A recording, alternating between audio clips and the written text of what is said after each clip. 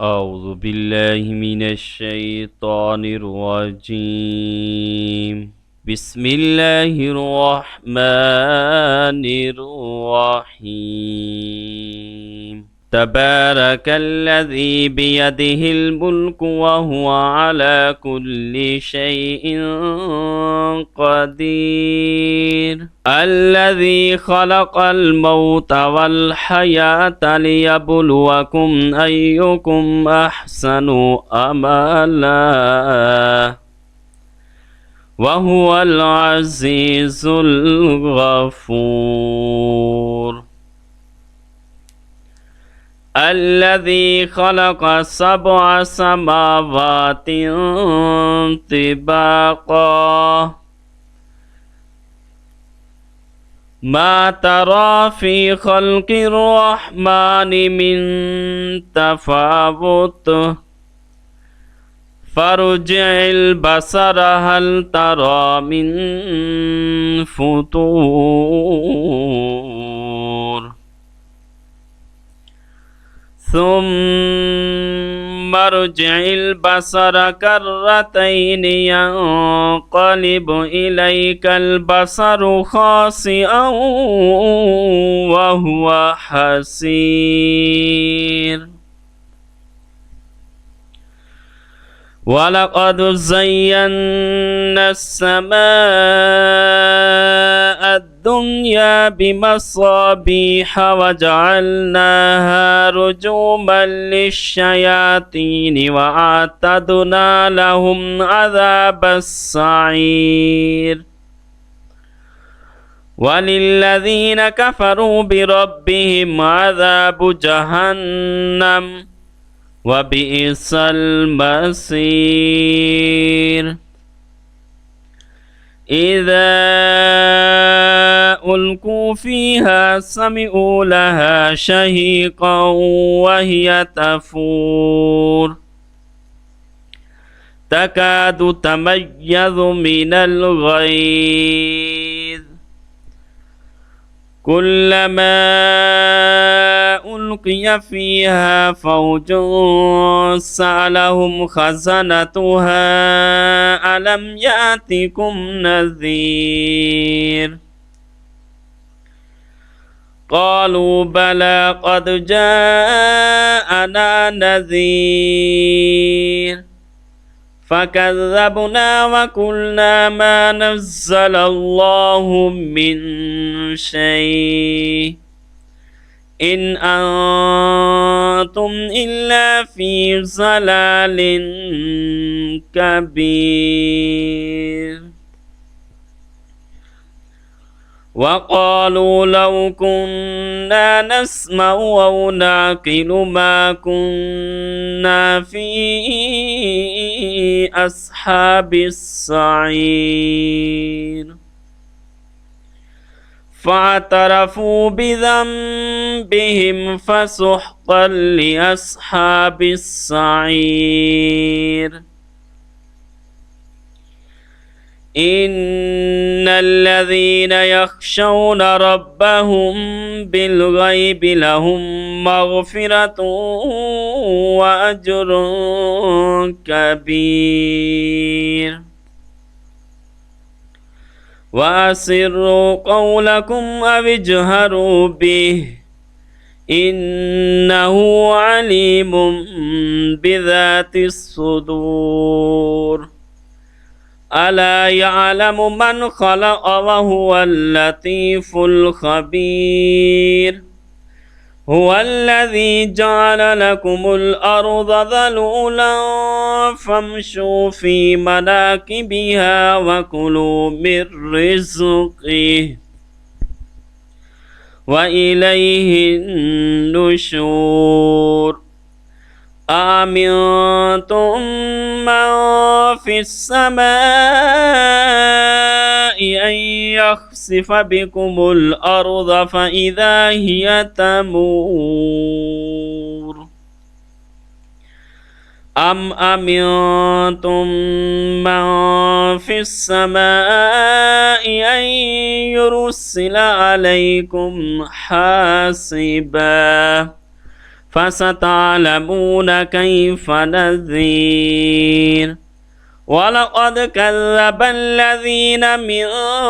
قبلهم فكيف كان نكير أولم يروا إلى الطير فوقهم صافات ويقبضن ما يمسكهن إلا الرحمن إنه بكل شيء بصير أمن هذا الذي هو جند لكم ينصركم من دون الرحمن إن الكافرون إلا في غرور أمن هذا الذي يرزقكم إن أمسك رزقه بل لجوا في عتب ونفور أفمن يمشي مكبا على وجهه أهدى أمن يمشي سويا على صراط مستقيم قل هو الذي أنشأكم وجعل لكم السمع والأبصار والأفئدة قليلا ما تشكرون قل هو الذي ذرأكم في الأرض وإليه تحشرون ويقولون متى هذا الوعد إن كنتم صادقين قل إنما العلم عند الله وإنما أنا نذير مبين فلما رأوه زلفة سيئت وجوه الذين كفروا وقيل هذا الذي كنتم به تدعون قل أرأيتم إن أهلكني الله ومن معي أو رحمنا فمن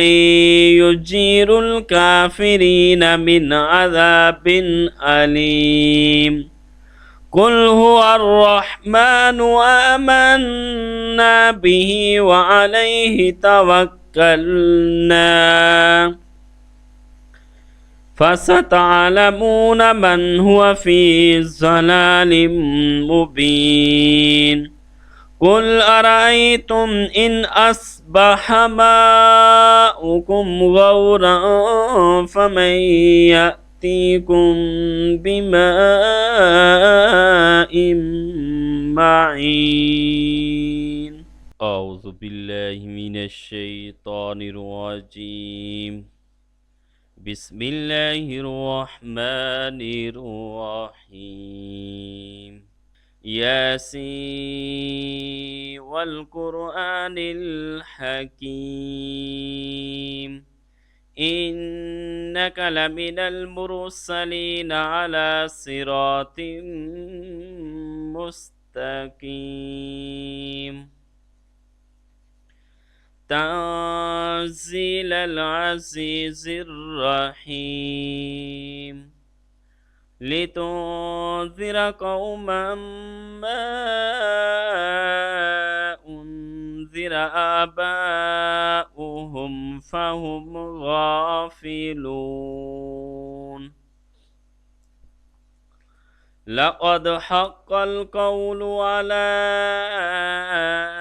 أكثرهم فهم لا يؤمنون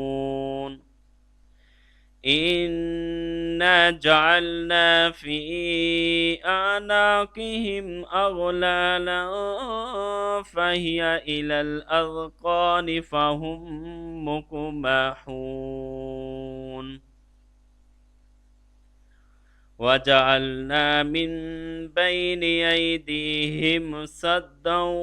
ومن خلفهم سدا فأغشيناهم فهم لا يبصرون وسواء عليهم أأنذرتهم أم لم تنذرهم لا يؤمنون إنما تنذر من اتبع الذكر وخشي الرحمن بالغيب فبشره بمغفرة وأجر كريم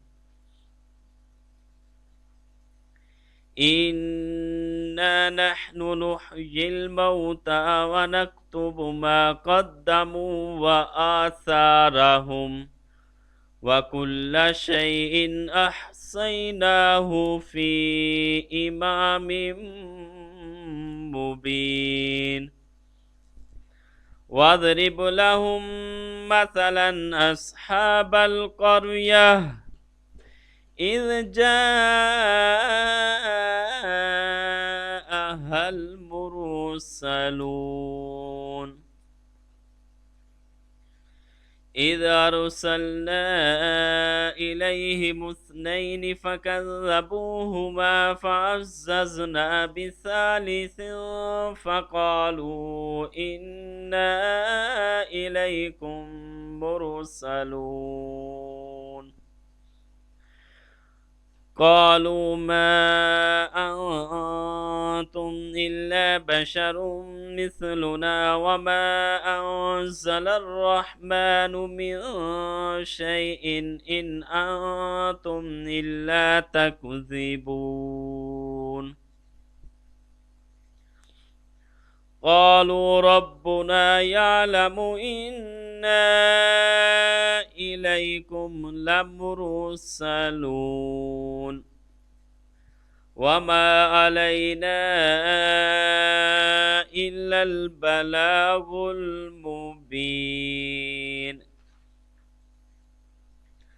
قالوا إنا تطيرنا بكم لئن لم تنتهوا لنرجمنكم وليمسنكم منا عذاب أليم قالوا طائركم معكم أئن ذكرتم بل أنتم قوم مسرفون وجاء من أقصى المدينة رجل يسعى قال يا قوم اتبعوا المرسلين اتبعوا من لا يسألكم أجرا وهم مهتدون وما لي لا أعبد الذي فطرني وإليه ترجعون أأتخذ من دونه آلهة إن يردني الرحمن بضر لا تغني عني شفاعتهم شيئا ولا ينقذون إني إذا لفي ضلال مبين إني آمنت بربكم فاسمعون قيل ادخل الجنة قال يا ليت قومي يعلمون بما غفر لي ربي وجعلني من المكرمين وما أنزلنا على قومه من بعده من جند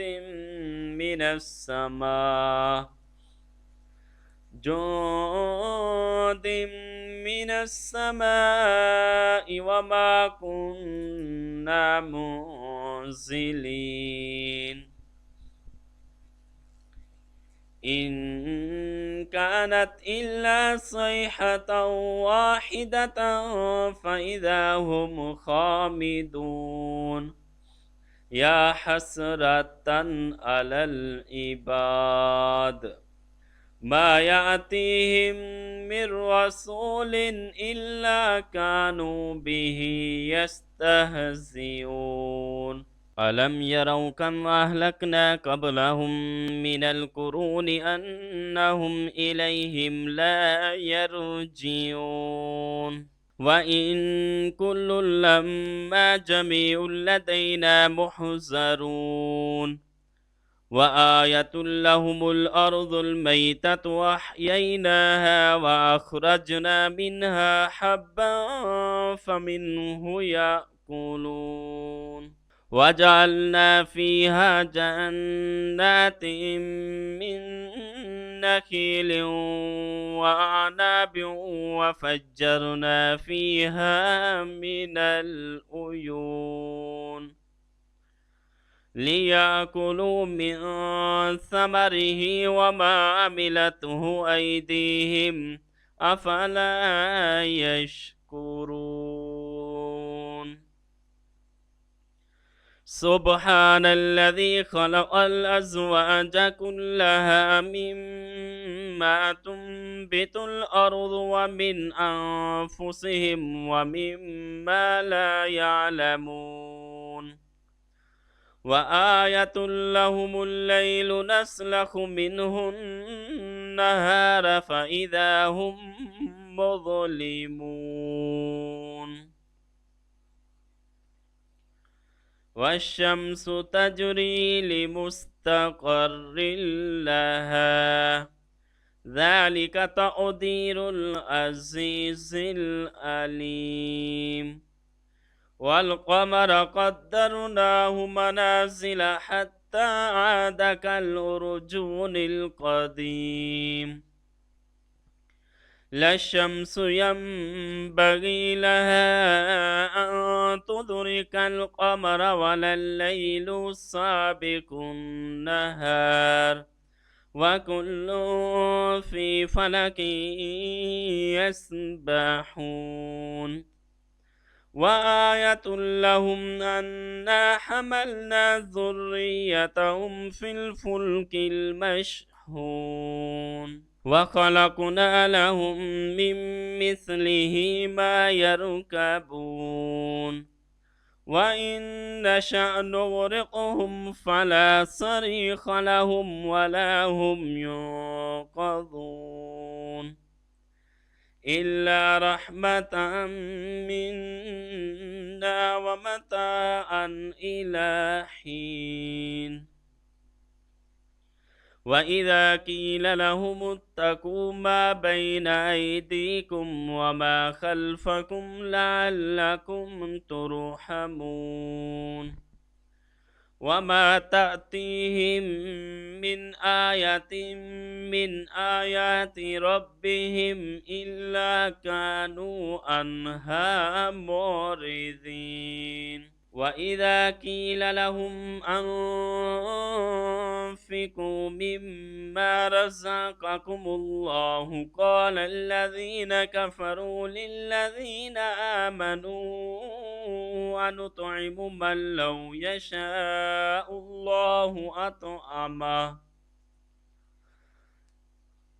لو يشاء الله أطعمه إن أنتم إلا في ضلال مبين ويقولون متى هذا الوعد إن كنتم صادقين ما ينظرون إلا صيحة واحدة تأخذهم وهم يخصمون فلا يستطيعون توصية ولا إلى أهلهم يرجعون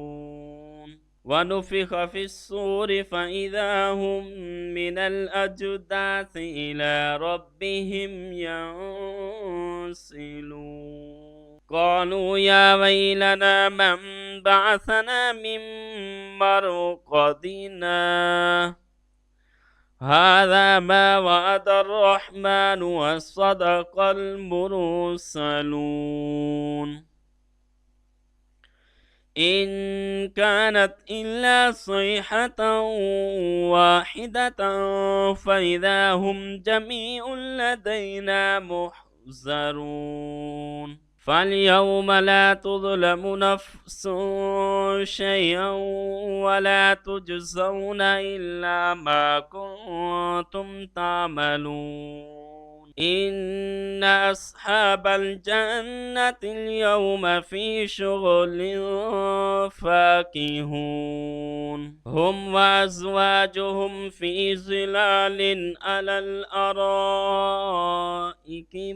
متكئون لهم فيها فاكهة ولهم ما يدعون سلام قولا من رب رحيم وامتازوا اليوم أيها المجرمون ألم أعهد إليكم يا بني آدم ألا تعبدوا الشيطان إنه لكم عدو مبين وأن اعبدوني هذا صراط مستقيم ولقد أضل منكم جبلا كثيرا أفلم تكونوا تعقلون هذه جهنم التي كنتم توعدون اصلوها اليوم بما كنتم تكفرون اليوم نختم على أفواههم وتكلمنا أيديهم وتشهد أرجلهم بما كانوا يكسبون ولو نشاء لطمسنا على أعينهم فاستبقوا الصراط فأنى يبصرون ولو نشاء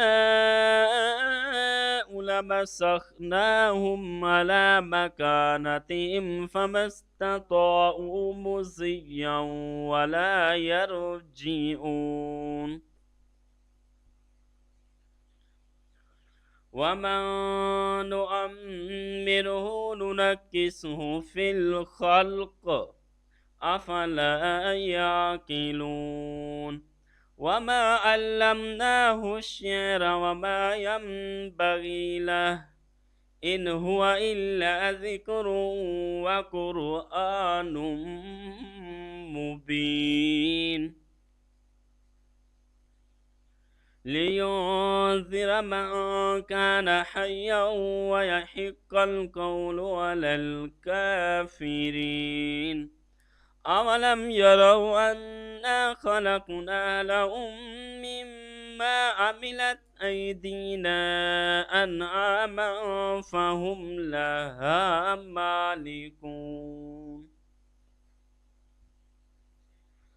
وذللناها لهم فمنها ركوبهم ومنها يأكلون ولهم فيها منافع ومشارب أفلا يشكرون واتخذوا من دون الله آلهة لعلهم ينصرون لا يستطيعون نصرهم وهم لهم جند محضرون فلا يحزنك قولهم إنا نعلم ما يسرون وما يعلنون أولم ير الإنسان أنا خلقناه من نطفة فإذا هو خصيم مبين وضرب لنا مثلا ونسي خلقه قال من يحيي العظام وهي رميم قل يحييها الذي أنشأها أول مرة وهو بكل خلق عليم الذي جعل لكم من الشجر الأخضر نارا فإذا أنتم منه توقدون أوليس الذي خلق السماوات والأرض بقادر على أن يخلق مثلهم بلى وهو الخلاق العليم إنما أمره إذا أراد شيئا أن يقول له كن فيكون فسبحان الذي بيده ملكوت كل شيء وإليه ترجعون أعوذ بالله من الشيطان الرجيم بسم الله الرحمن الرحيم الرحمن علم القرآن خلق الإنسان علمه البيان الشمس والقمر بحسبان والنجم والشجر يسجدان والسماء رفعها ووضع الميزان ألا تطغوا في الميزان وأقيموا الوزن بالقسط ولا تخسروا الميزان والأرض وضعها للأنام فيها فاكهة والنخل ذات الأكمام والحب ذو العصف والريحان فبأي آلاء ربكما تكذبان خلق الإنسان من صلصال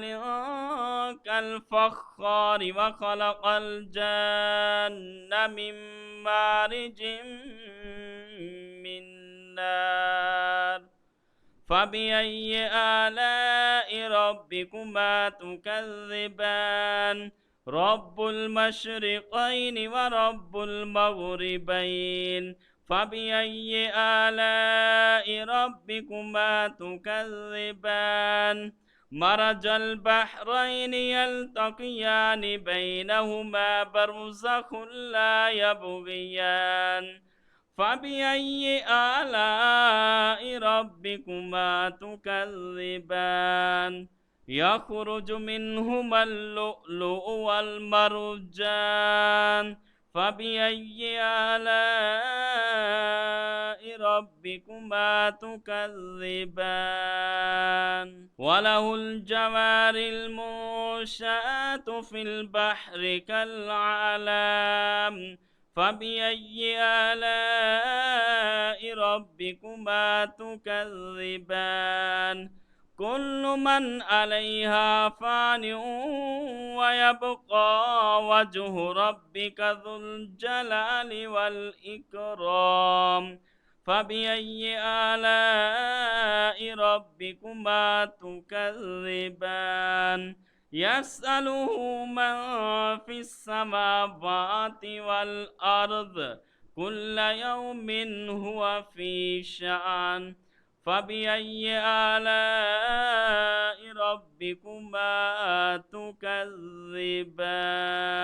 سنفرغ لكم أيها الثقلان فبأي آلاء ربكما تكذبان يا معشر الجن والإنس إن استطعتم أن تنفذوا من أقطار السماوات والأرض فانفذوا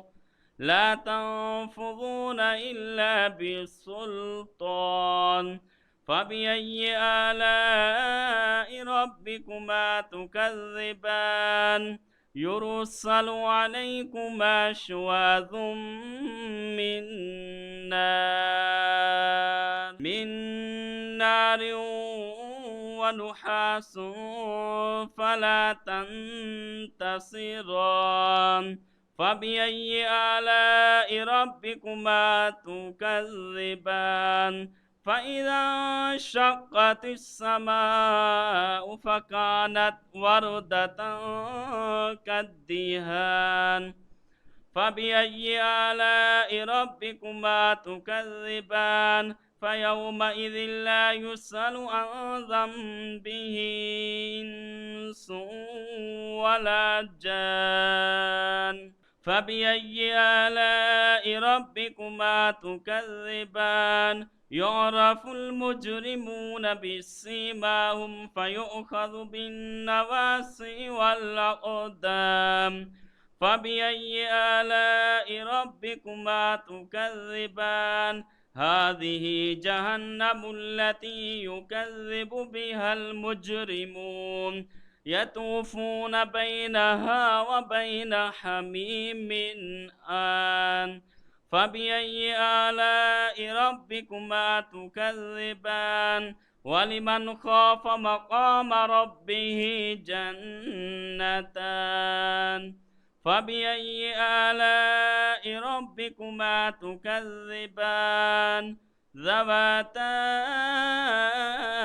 أفنان فبأي آلاء ربكما تكذبان فيهما عينان تجريان فبأي آلاء ربكما تكذبان فيهما من كل فاكهة زوجان فبأي آلاء ربكما تكذبان متكئين على فرش بطائنها من استبرق وجنى الجنتين دان فبأي آلاء ربكما تكذبان فيهن قاصرات الطرف لم يطمثهن إنس قبلهم ولا جان فبأي آلاء ربكما تكذبان كأنهن الياقوت والمرجان فبأي آلاء ربكما تكذبان هل جزاء الإحسان إلا الإحسان فبأي آلاء ربكما تكذبان ومن دونهما جنتان فبأي آلاء ربكما تكذبان مدهامتان فبأي آلاء ربكما تكذبان فيهما عينان نضاختان فبأي آلاء ربكما تكذبان فيهما فاكهة ونخل ورمان فبأي آلاء ربكما تكذبان فيهن خيرات حسان فبأي آلاء ربكما تكذبان حور مقصورات في الخيام فبأي آلاء ربكما تكذبان لم يطمثهن إنس قبلهم ولا جان فبأي آلاء ربكما تكذبان متكئين على رفرف خضر وعبقري حسان فبأي آلاء ربكما تكذبان تبارك اسم ربك ذي الجلال والإكرام أعوذ بالله من الشيطان الرجيم بسم الله الرحمن الرحيم يا أيها المزمل قم الليل إلا قليلا نصفه أو انقص منه قليلا أو زد عليه ورتل القرآن ترتيلا إنا سنلقي عليك قولا ثقيلا إن ناشئة الليل هي أشد وطئا وأقوم قيلا إن لك في النهار سبحا طويلا واذكر اسم ربك وتبتل إليه تبتيلا رب المشرق والمغرب لا إله إلا هو فاتخذه وكيلا واصبر على ما يقولون واهجرهم هجرا جميلا وذرني والمكذبين أولي النعمة ومهلهم قليلا إن لدينا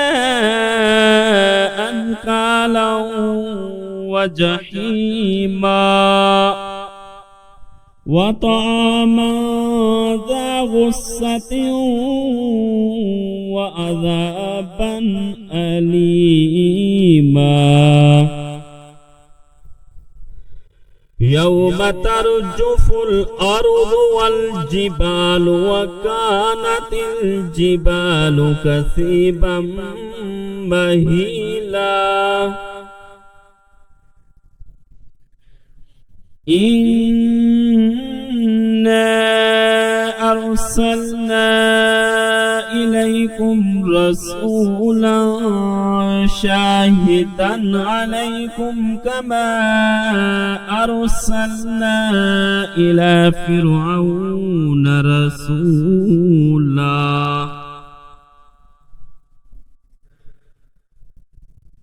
فعصى فرعون الرسول فأخذناه أخذا وبيلا فكيف تتقون إن كفرتم يوما يجعل الولدان شيبا السماء منفطر به كان وعده مفعولا إن هذه تذكرة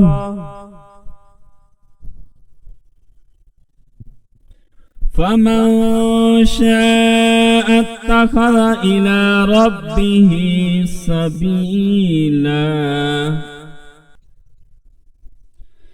إن ربك يعلم أنك تقوم أدنى من ثلثي الليل ونصفه وثلثه وطائفة من الذين معك والله يقدر الليل والنهار علم أن لن تحصوه فتاب عليكم فاقرؤوا ما تيسر من القرآن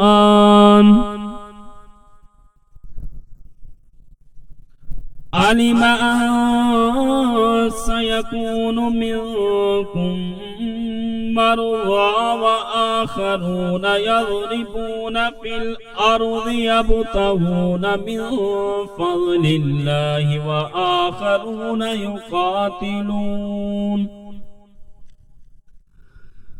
وآخرون يقاتلون في سبيل الله فاقرؤوا ما تيسر منه وأقيموا الصلاة وآتوا الزكاة وأقرضوا الله قرضا حسنا وما تقدموا لأنفسكم من خير تجدوه عند الله هو خيرا وأعظم أجرا واستغفروا الله إن الله غفور رحيم. أعوذ بالله من الشيطان الرجيم. بسم الله الرحمن الرحيم. إذا وقعت الواقعة ليس لوقعتها كاذبة خافضة رافعة إذا رجت الأرض رجا وبست الجبال بسا فكانت هباء منبثا وكنتم أزواجا ثلاثة فأصحاب الميمنة ما أصحاب الميمنة وأصحاب المشأمة ما أصحاب المشأمة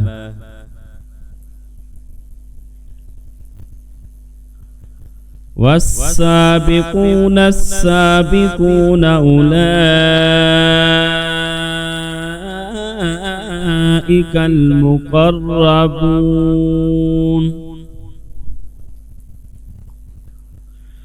في جنات النعيم ثلة من الأولين وقليل من الآخرين على سرر موزونة متكئين عليها متقابلين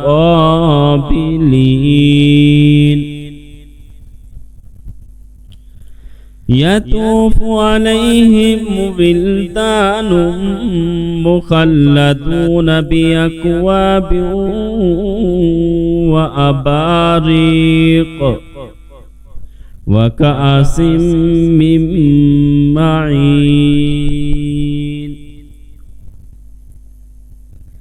لا يصدعون عنها ولا ينزفون وفاكهة مما يتخيرون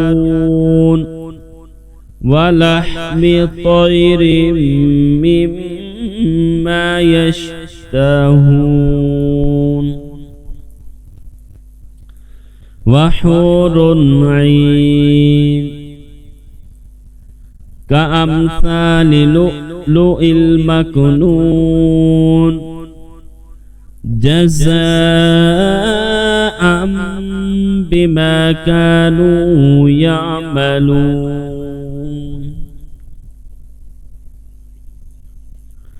لا يسمعون فيها لغوا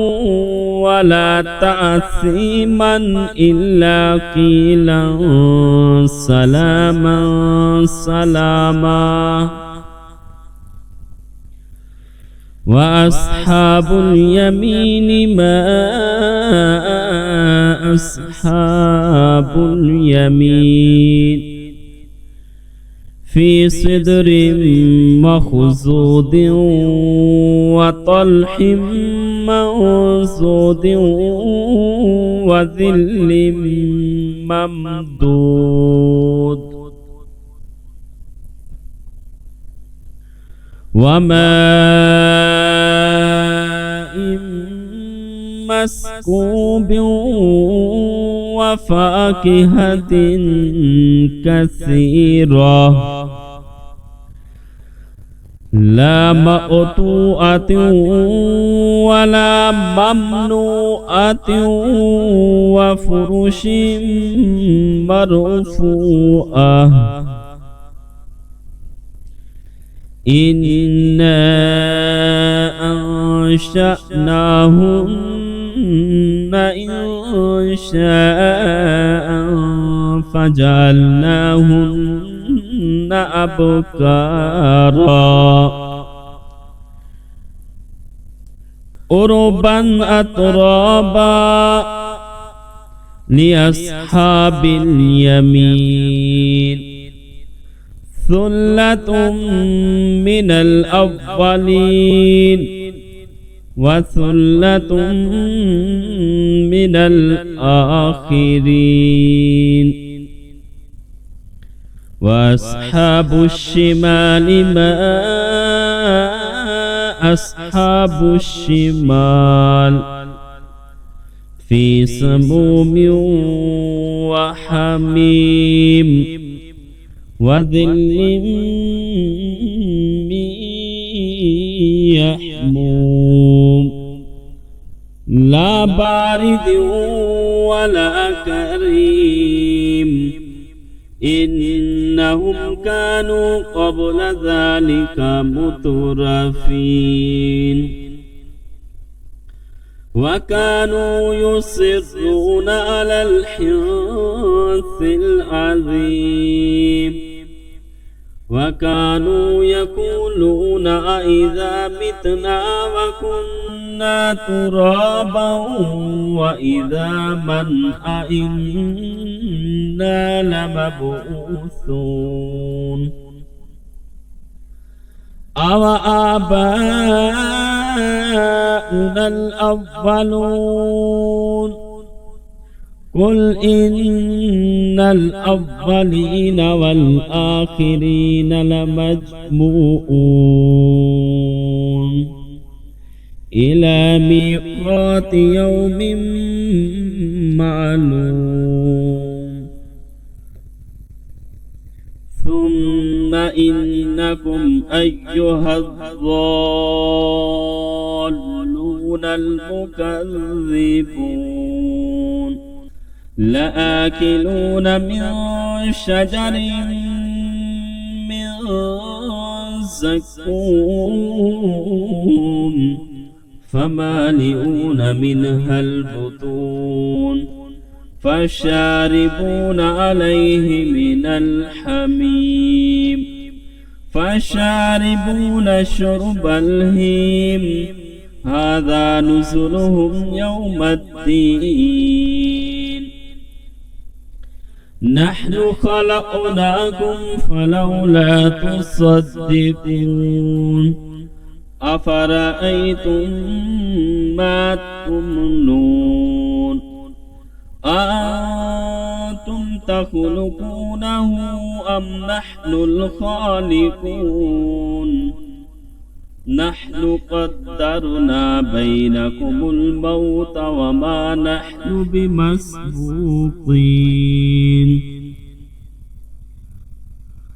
ألا أن نبدل أمثالكم وننشئكم فيما لا تعلمون ولقد علمتم النشأة الأولى فلولا تذكرون أفرأيتم ما تحرثون أأنتم تزرعونه أم نحن الزارعون لو نشاء لجعلناه حطاما فظلتم تفكهون إنا لمغرمون بل نحن محرومون أفرأيتم الماء الذي تشربون أأنتم أنزلتموه من المزن أم نحن المنزلون لو نشاء جعلناه أجاجا فلولا تشكرون أفرأيتم النار التي تورون أأنتم أنشأتم شجرتها أم نحن المنشئون نحن جعلناها تذكرة ومتاعا للمقوين فسبح باسم ربك العظيم فلا أقسم بواقع النجوم وإنه لقسم لو تعلمون عظيم إنه لقرآن كريم في كتاب مكنون لا يمسه إلا المطهرون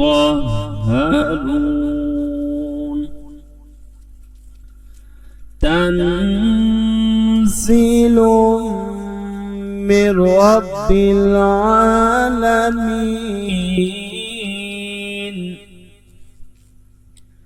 أفبهذا الحديث أنتم مدهنون وتجعلون رزقكم أنكم تكذبون فلولا إذا بلغت الحلقوم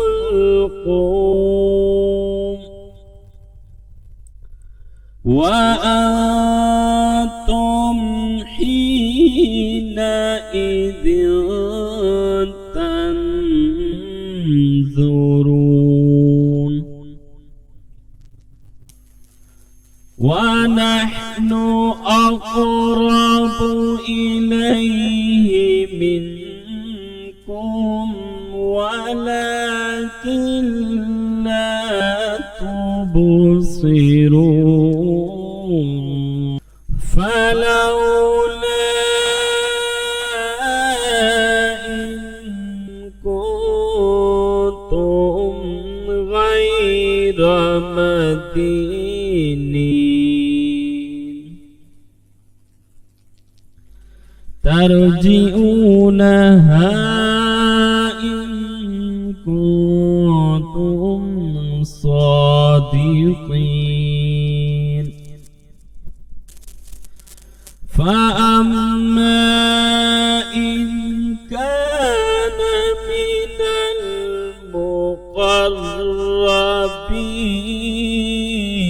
المقربين فروح وريحان وجنة نعيم وأما إن كان من أصحاب اليمين فسلام لك من أصحاب اليمين وأما إن كان من المكذبين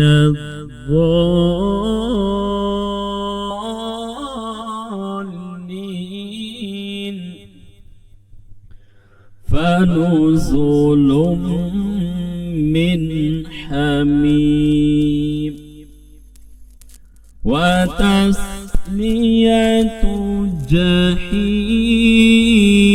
جحيم